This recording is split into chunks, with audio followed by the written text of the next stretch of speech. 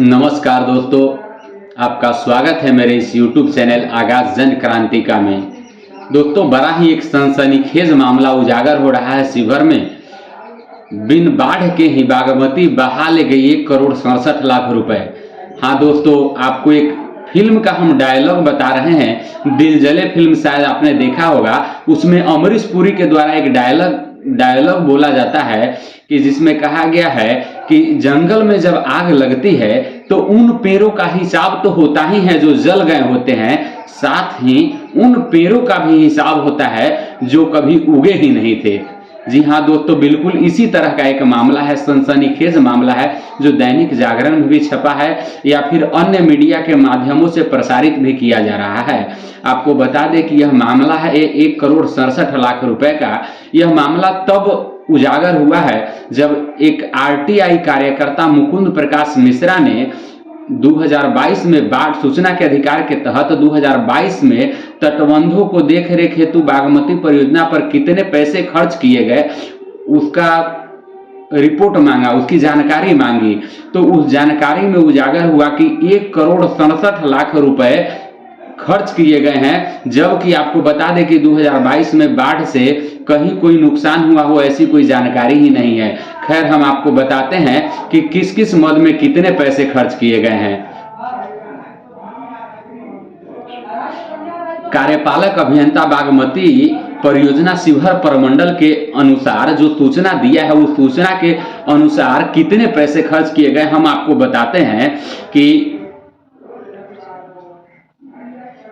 2022 में बाढ़ से बचाव हेतु 1,67,00,000 रुपए खर्च किए गए, जिसके अन्य मद में किस किस मद में खर्च किए गए उस मद का भी ब्यौरा दिया गया है। आपको बता दें कि तटबंध देखने के लिए अर्थ कुशल श्रमिक मद में 15,32,880 रुपए खर्च किए गए। फिर तटबंध के जंगल सफाई हेतु 10,43,689 रुपए खर्च किए गए। बागमती नदी के गाद को ढीला करने हेतु 9,85,360 रुपया खर्च किया गया। तटबंध को भरने हेतु ईंट के जो टुकड़े होते हैं उस मद में 3,98,388 रुपए खर्च किए गए।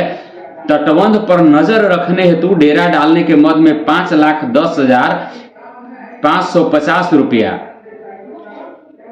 और बालू द्वारा इसी में उनको बैग में भर के और तटबंध पर रखने के मद में 1,22,09,133 रुपए खर्च हुए।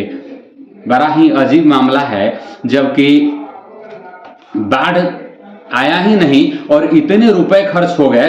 हालांकि यह जांच का विषय है और इस पर मुझे लगता है कि जिस हिसाब से यह प्रसारित हो रहा है जांच होगा, लेकिन सवाल यह भी है कि जांच करने वाले लोग भी कोई नए थोड़े होंगे। आपको बता दें कि किसी भी मद में, किसी भी योजना में, किसी भी तरह से जब भ्रष्टाचार होता है तो किसी एक आदमी के द्वारा नहीं होता है। उनके हिस्सेदारी जो होती है बराबर बराबर हिस्सों में बांटी जाती है। तो फिर बड़ा अटपटा सा लगता है कि न्याय कहाँ मिलेगा, जांच के उपरांत सही क्या और गलत क्या होगा।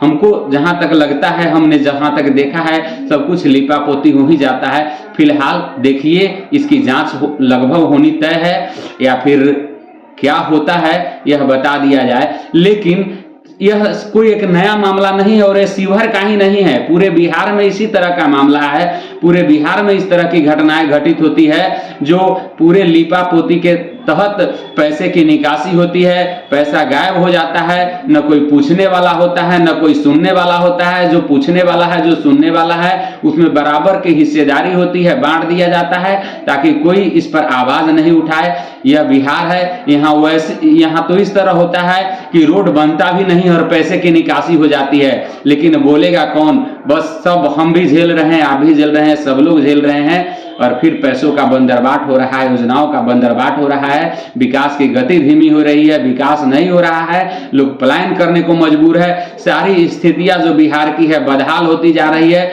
और मजबूरी यही है कि इस तरह के भ्रष्टाचार हो रहे हैं। इसका उजागर हो भी जाए तो जांच के उपरांत उस पर कार्रवाई नहीं होती है, जिसके कारण बिहार की स्थिति बदहाल होती जा रही है। धन्यवाद।